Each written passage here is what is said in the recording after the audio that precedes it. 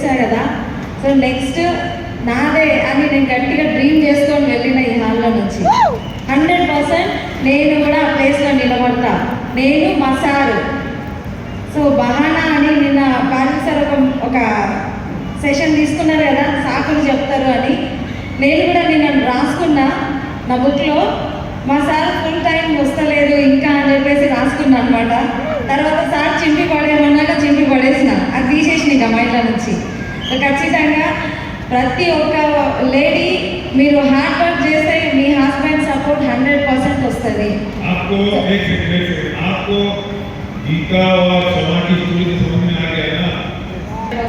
So నా కోసమే మాట్లాడినట్టు అనిపించింది నిన్నైతే నాకు. ఇక్కడ నన్ను ఫస్ట్ టైం చూస్తున్నారు చాలామంది. నేను ఈ బిజినెస్ స్టార్ట్ చేసి 5 years అవుతుందండి. ఈ అమ్మాయి నా కడుపులో ఉండే 5 months ప్రెగ్నెంట్గా. ఈ అమ్మాయి నా కడుపులో ఉండే అప్పుడు స్టార్ట్ చేసిన.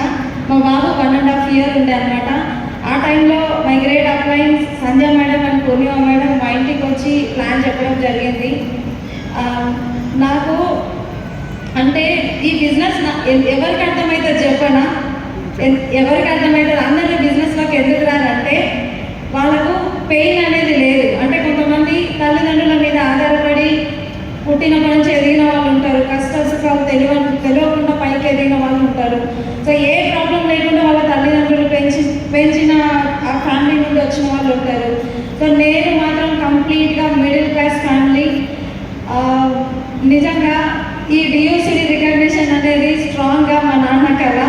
సో మా డాడీ కూడా గోల్డ్ డైరెక్టర్లో ఉన్నారనమాట ఈ బిజినెస్లో. ఆయన ఒకసారి ఎఫ్ఆర్యూకి ఇక్కడికి రావడం జరిగింది, ఫస్ట్ టైం ఎఫ్ఆర్యూ. ఆ రోజు ఈ రికగ్నిషన్ చూసి మా నాన్న చెప్పింది నాతోటి, ఆ రికగ్నిషన్ మీరు ఇద్దరు తీసుకోవడం నేను చూడాలని. సో మనకు జితేంద్ర రాణి సార్ వీడియో ఉంది కదా, మీ ఇంట్లో పెద్దవాళ్ళు ఎవరన్నా ఉంటే ఫాస్ట్గా వర్క్ చేయండి, మీ సక్సెస్ని వాళ్ళకి చూపియండి అని. ఎందుకంటే ఎప్పటికీ మనతో ఉండరు వాళ్ళు. ఎస్ అన్నో. సో వాళ్ళకు ఈ ఆనంద బాష్పాలు ఎన్ని కోట్లు గుమ్మరించినా వాళ్ళకి ఆనందం నేను ఇవ్వగలుగుతానా? ఎవరు ఇవ్వలేము. అందుకే నేను ఇంకా గట్టిగా పనిచేసేదాన్ని. సో మేము కంప్లీట్గా మిడిల్ క్లాస్ ఫ్యామిలీ. మాకు ఎలాంటి అంటే సపోర్ట్ అనేది లేకుండే. స్టార్టింగ్లో మా చిన్నతనంలో మా నాన్న మంచి ఇన్కమ్ సంపాదించేవాళ్ళు, మంచి బతికిన వాళ్ళమే మేము కూడా. తర్వాత ఆయన స్నేహం కరెక్ట్గా లేక, వాళ్ళ ఫ్రెండ్ సర్కిల్ కరెక్ట్గా లేక మా నాన్నని మోసం చేసి, మా నాన్న చేసే బిజినెస్లో ఆయన మోసం చేసి మమ్మల్ని కంప్లీట్గా డౌన్ఫాల్ చేయడం జరిగింది అనమాట ఫ్రెండ్స్.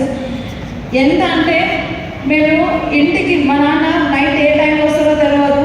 నైట్ రాగానే ఇంట్లో కిచెన్లో, అప్పట్లో మా ఇంట్లో బీరువా కూడా లేదు, సజ్జ ఉంటారు కదా దానిపైన నోట్ల కట్టలు పెట్టేటోడు అనమాట.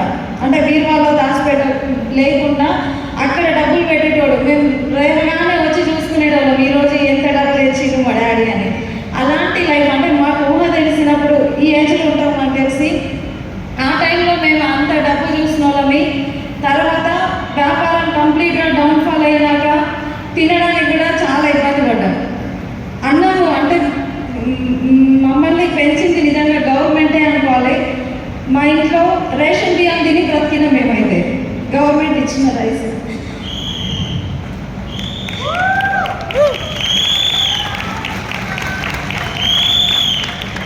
ఫుడ్ లేకుంటే బన్ను తిని బతికిన మేము.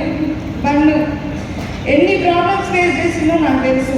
మా ఇంట్లో నేను పెద్ద కూతున్నాను అనమాట. ఇంట్లో పరిస్థితులన్నీ నేను చూసుకుంటే తర్వాత అసలు నాకు ఏం కావాలన్నా నేను మా అమ్మ నాన్నని అడిగేదాన్ని కాదు. నాకు ఇది కావాలి అని చెప్పి అర్థం చేసుకునేదాన్ని. మనం అడగొద్దు అని చెప్పేసి నేను అర్థం చేసుకునేదాన్ని. ఎన్ని కోరికలున్నా, ఎన్ని డ్రీమ్స్ ఉన్నా అణుచుకుంటూ నేను పెరిగిన అనమాట.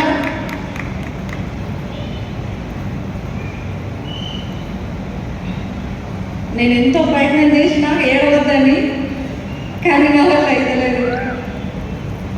చాలా ప్రయత్నం చేసిన, అంటే అన్ని డ్రీమ్స్ కూడా చిన్న చిన్న కోరికలు. మంచి బట్టలు వేసుకోవాలన్నా అసలు చాలామంది ప్రతి ఫెస్టివల్కి బట్టలు కొనుక్కుంటారు, ఎప్పుడు ఏ డ్రెస్ నచ్చితే అప్పుడు కొనుక్కుంటారు. కానీ మేము ఫెస్టివల్స్కి కూడా కొనుక్కోబోతుండే. ఎప్పుడు మా అమ్మ నాన్న మాకు ఈ డ్రెస్సులు ఇవి తెచ్చివు అని నాకైతే గుర్తులేదు. సో అలాంటి సిచ్యువేషన్లో మేము ఎదిగినాం నిజంగా. సో కంప్లీట్గా జీరో అంటే జీరో. ఒకప్పుడు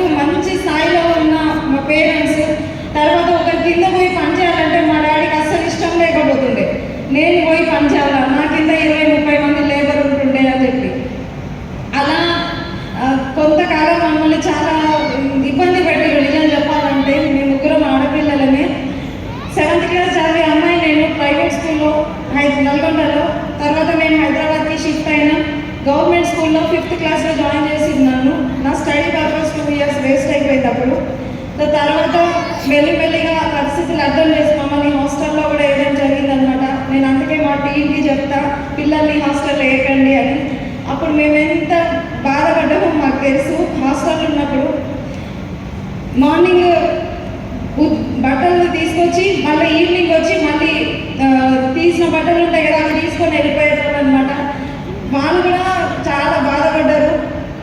నైట్ టైం బిల్డింగ్స్ కడతారు కదా, ఆ పని కూడా చేస్తుండే, మేస్త్రి పని. మా అమ్మ నాన్న నైట్ టైంలో పోతుండే, డే టైంలో పోకపోతుండే, ఎందుకంటే బతికి చెడ్డాం కదా. సో జనాల్లో కూడా అంత ఏ పని అంటే ఆ పని చేయలేదన్నమాట. సో నైట్ టైంలో పోయి మమ్మల్ని పోషించేటోళ్ళు. సో మా అమ్మ బలవంతమే మమ్మల్ని గవర్నమెంట్ స్కూల్లో వేయడం. తర్వాత డిగ్రీ, ఇంటర్ కంప్లీట్గా మేము స్కాలర్షిప్ పైన ఎదగడం జరిగింది, చదవడం జరిగింది. బిఎడ్ కూడా నేను బిఎడ్ చేసే టైంలో ఇంటర్లో నేను జాబ్ చేస్తుండే, డిగ్రీలో జాబ్ చేస్తుండే. బిఎడ్ చదివేటప్పుడు కూడా నేను మొబైల్ షాప్లో జాబ్ చేస్తూ వీక్లీ 2 times వస్తాను అని చెప్పి ఆ షాప్ వాళ్ళతో మాట్లాడుకొని సాటర్డే సండే జాబ్కి వెళ్ళేదాన్ని, మిగతా 5 days నేను కాలేజ్కి వెళ్ళేదాన్ని, బీఈడి చదువుకున్నాను అలాగా. సో అలా నేను వెళ్తూ ప్రాసెస్లో మా నాన్న ఎప్పుడు చెప్తాడు, నాకు 3 ఆడపిల్లలు కాదు ఆడపిల్లలు పుట్టిందని. అదే చిన్నప్పటి నుంచి మా మైండ్లో ఉండేదన్నమాట. ఏ రోజు కూడా ఏమంటారు, చిన్నగా మేము ఆలోచించకపోతుండే. అంటే మాలో ఒక తెలియని ధైర్యం అనే విత్తనం నాటిండు మా నాన్న. కానీ చాలా భయపడేటోళ్ళం, బయటికి చెప్పడానికైనా ఏదైనా పరిస్థితులు ఉంటాయి కదా మనం నడిచేస్తుండే. సో అలా మెంటల్గా మేము స్ట్రాంగ్గా ఉంటుండే. కానీ ఎవరి ముందైనా సరే లో కాన్ఫిడెన్స్ ఉండేదన్నమాట, మాట్లాడకపోయే వాళ్ళము. అలా చెప్తూ మమ్మల్ని, మాకు ఆస్తుపాస్తులు ఏమి ఇవ్వలేము మా అమ్మ నాన్న, కానీ విలువలు నేర్పించారు మాకు. ఎవరిని మోసం చేయకుండా ఎదగాలి, నలుగురికి సాయం చేసుకుంటూ ఎదగాలి. సేమ్ వాళ్ళు చెప్పిన మాటల ద్వారానే వాళ్ళలాగానే నాకు ఈ బిజినెస్ అవకాశం దొరికింది. విన్నింగ్ టీం కూడా సేమ్ మైండ్ సెట్, విన్నింగ్ టీంగా నిజంగా విలువలు ఎంత అంటే నాకు ఈ మీటింగ్స్ వచ్చిన తర్వాత అర్థమైంది. మా నాన్న ఎంత ఫ్రీడమ్ ఇచ్చారో మాకు చిన్నప్పటి నుంచి. మా హస్బెండ్ కూడా మా నాన్నలాగానే నాకు ఫ్రీడమ్ ఇచ్చింది. ఏ రోజు కూడా నాకు బయటకు పోవద్దు, నువ్వు చేయొద్దు, అది చేయొద్దు, ఏ రోజు కూడా శాసించలేదు నన్ను. సో నాకు నచ్చినట్టు నీ పని నువ్వు చేసుకో, నీ ఇష్టం అని చెప్పేసి అంటుండే. సో అలానే నేను బిజినెస్ స్టార్ట్ చేయడం జరిగిందనమాట. సో చిన్నప్పటి నుంచి అవన్నీ చూస్తూ ఎదిగినాం కాబట్టి, అంటే నేను పుట్టిందేమో మిడిల్ క్లాస్ ఫ్యామిలీ. నా ఆలోచన విధానం అనేది కంప్లీట్గా లగ్జరీగా ఉంటుండే. లగ్జరీ లైఫ్ అంటే నాకు ఇష్టం ఉంటుండే. సో మా ఫ్రెండ్స్ కూడా స్కూటీ పైన కాలేజ్కి వస్తుంటే వాళ్ళని చూస్తూ మనసులో అనిపించేది, నేనెప్పుడు బండి కొనుక్కోవాలి, నేనెప్పుడు స్కూటీ కొనాలి, సో నేనెప్పుడు అలా నచ్చిన డ్రెస్ వేసుకోవాలి అని చెప్పేసి వాళ్ళని చూస్తూ నేను బాధపడేదాన్ని. ఇన్స్టిట్యూట్లో కూడా నేను తీసుకెళ్ళిన బాక్స్ నలుగురిలో కూర్చొని తినకపోతుండే, ఎందుకంటే దొడ్డు బియ్యం కదా. చూస్తే ఫ్రెండ్స్కి నా పోస్టర్ అనేది నేను తగ్గించకపోతుండే. ఎంతమందిలో ఉన్నా కానీ మా ఫ్రెండ్స్కి ఇప్పటికీ కూడా మేము ఇలాంటి ప్రాబ్లం ఫేస్ చేసినామని స్క్రీన్ మీద చూస్తేనే తెలిసింది. ఈరోజు ఇప్పటి వరకు కూడా నేను చెప్పలేదు, నేను చెప్పను. నా ప్రాబ్లమ్స్ నా ఫేస్ మీద ఎవరికి కనిపించవు, దేవుడు ఇచ్చిన వరం నాకు అది. సో అలా వెళ్తూ ఉన్న ప్రాసెస్లో వెస్టీజ్ అనే అవకాశం వచ్చింది నా జీవితంలో. నా మైండ్ సెట్కి తగ్గట్టుగా ఉంది వెస్టీజ్ అని చెప్పి. అంతకుముందు నేను బిఫోర్ వేరే కంపెనీలో వర్క్ చేసిన, అక్కడ నాకు ఇప్పుడు ప్రజెంట్ ఉన్న అప్లయన్స్ వడమ Srinivas sir, Anjaneya sir, Das sir, Sanjay madam, వీళ్ళందరూ నాకు క్రాస్ లైన్స్, అక్కడ నాకు బ్రదర్ లైన్స్ అనమాట. సో నాకు వాళ్ళకి ఆ బిజినెస్ ఎలాంటి సంబంధం లేదు. కానీ నా వర్క్ వాళ్ళు చూస్తుండే, నేను మీటింగ్స్కి వస్తుండే. నేను సింగిల్గా, నాకు అప్పుడు మ్యారేజ్ కాలేదు, మీటింగ్స్కి వచ్చేదాన్ని, నైట్ టైంలో వెళ్ళేదాన్ని, నైట్ మీటింగ్ అయిపోయేంత వరకు వెళ్ళేదాన్ని. సో మా నాన్న కూడా చాలా సపోర్ట్ చేసిరనమాట. నైట్ 10:30, 11 అయినా కూడా మా నాన్న 4 వరకు వచ్చి నన్ను తీసుకొని వెళ్ళేవాళ్ళు అనమాట. అంటే పెళ్లి కానీ అమ్మాయి ఆ టైంలో వస్తుందంటే చుట్టుపక్కల వాళ్ళ నుంచి కూడా ఎలాంటి రిజెక్షన్స్ వస్తాయి. సో వాళ్ళు కూడా అంటుండే, అమ్మాయికి మ్యారేజ్ కాలేదు, ఈ టైంలో ఇట్లా వెళ్తున్నారు అట్లా వెళ్తున్నారు అని. మా నాన్న ఒకటే మాట చెప్తుండే, నా కూతురు మీద నాకు నమ్మకం ఉంది, ఆమె తీసుకున్న నిర్ణయం సరైనది, మీరు గమ్మునుండండి, నాకు తెలిసేది అలా చెప్తుండే అనమాట. సో అలా వాళ్ళ నుంచి చాలా సపోర్ట్ వచ్చింది. తర్వాత బిజినెస్లో సైన్ అప్ అవ్వడం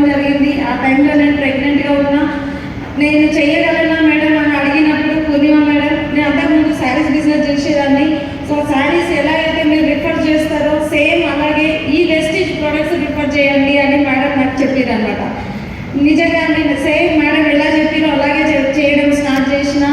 మెల్లిమెల్లిగా సంధ్య మేడం వాళ్ళు, Purnima madam, Anjaneyulu sir, Dasu sir నిజంగా ఎంత హెల్ప్ చేసిరంటే ఆ టైంలో స్టార్ట్ అయిన లేడీ ఈరోజు మీ ముందు DUCDగా నిలబడ్డదంటే నా ఒక్కదాని కాదండి. నిజంగా నా అప్లైన్ సపోర్ట్ ఉంది నా దగ్గర.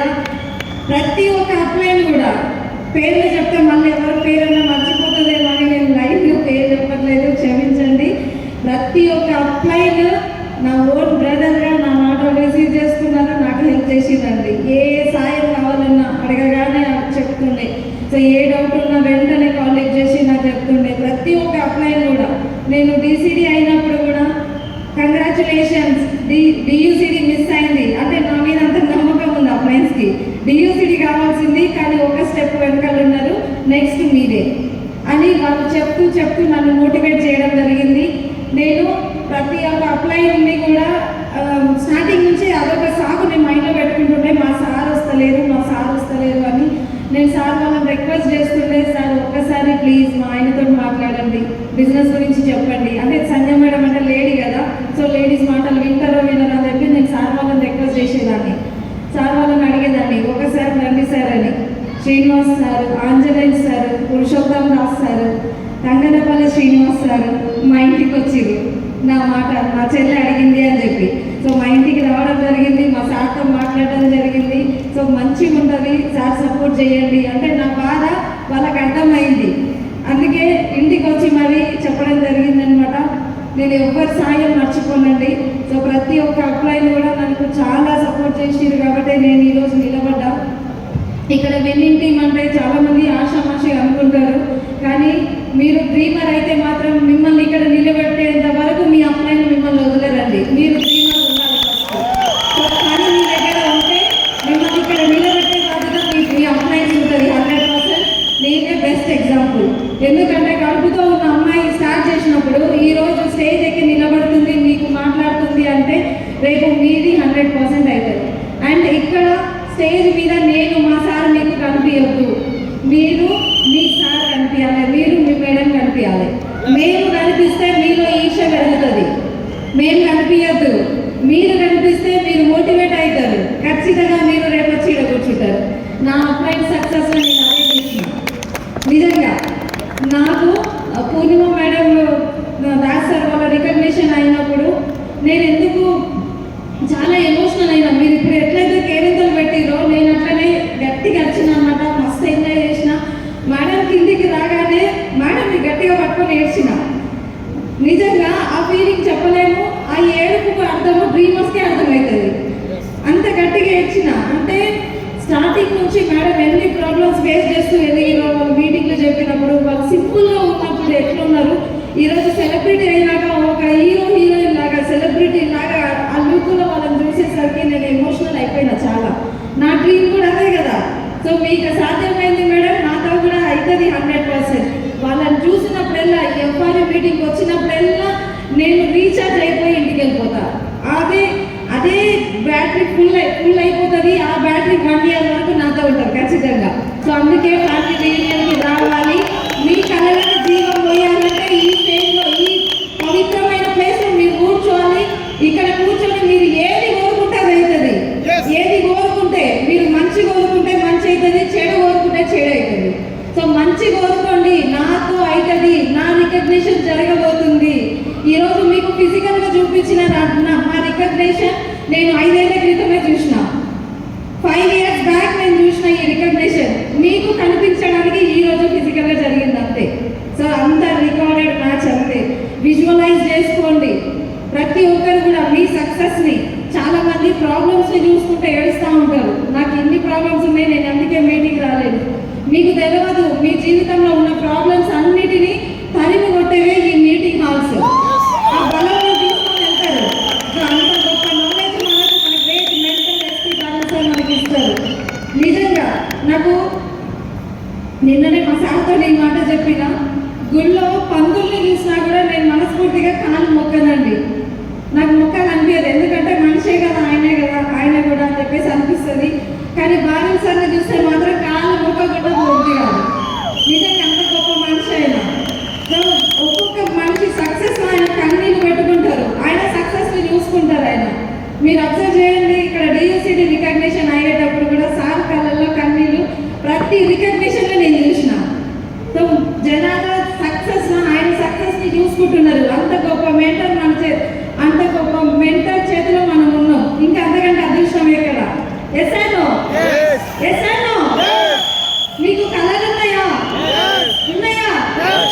నిద్ర పోనీయకుండా చేసే కళలు.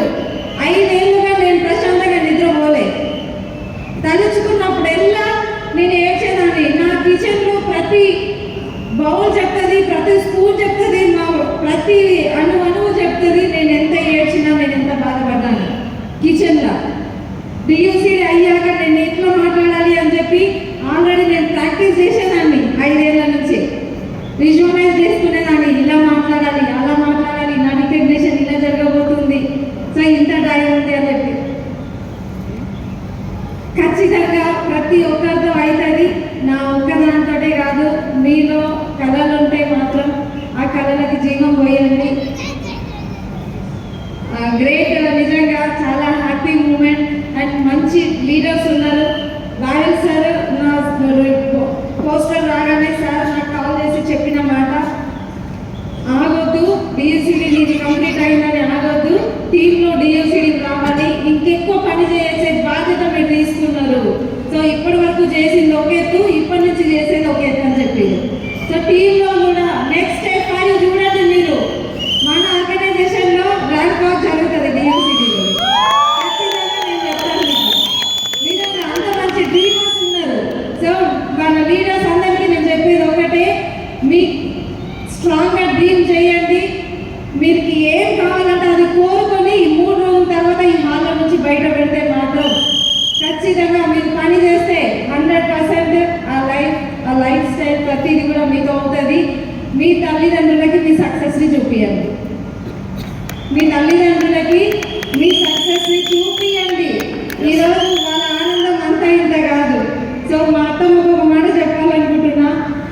మా అత్తమ్మ ఎప్పుడు అంటూ ఉంటుంది అనమాట, అంటే బయట జరుగుతుంది కదా సమాజంలో, సో కోడలు అత్తమ్మని చూసుకోదు, ఓన్లీ తల్లిదండ్రులనే చూసుకుంటుంది, అత్తమ్మని దూరం పెడుతుంది, మాకెవరు పెడతారు తిండి అని చెప్పేసి అప్పుడప్పుడు అంటూ ఉంటుంది అనమాట. కానీ అత్తమ్మ ఇంతమంది ముందు చెప్తున్నా, నీ కోడలు విన్నింగ్ లీడర్, నీ కోడలు విన్నింగ్ లీడర్. నా తల్లిదండ్రులకు నాకు జన్మనిచ్చిర్రు, మా అత్త మామ నాకు పునర్జన్మనిచ్చిర్రు. నిజంగా నాకు దేవుడు ఇచ్చిన తల్లిదండ్రులు మా అత్త మామ. మా అమ్మ నాన్నని ఎలా చూసుకుంటానో మా అత్త మామని కూడా అలాగే చూసుకుంటా ఖచ్చితంగా. సో మంచి అవకాశం ఇది. థ్యాంక్ యూ సో మచ్ అందరికీ, specially Balu sir, thank you so much. మీ అడుగుదాడలో నడిచినందుకు, మీ యొక్క టీచింగ్స్ అన్ని తీసుకుంటూ నేను ముందుకు రావడం జరిగింది. అండ్ మై గ్రేట్ అప్లయన్స్, ప్రతి ఒక్క అప్లైన్ కూడా పేరుగా ధన్యవాదాలు తెలుపుతున్నా. అండ్ నేను ఎప్పుడు డీమోటివేట్ అయినా, నేను ఎప్పుడు భయపడ్డా, నన్ను మోటివేట్ చేస్తూ నన్ను ముందుకు తీసుకెళ్ళే మన గ్రేట్ మెంటర్ నిజంగా Purushottam Das sir and Purnima madam, thank you so much. నాకు ఎప్పుడు భయం అయినా కానీ నేను దాస్ సార్ కాల్ చేస్తాను. నాకు భయం అవుతుంది సార్, నేను పోలేను, నాకు భయం అవుతుంది సార్, నేను చేయలేను. నాకు సొంత అన్నదమ్ములు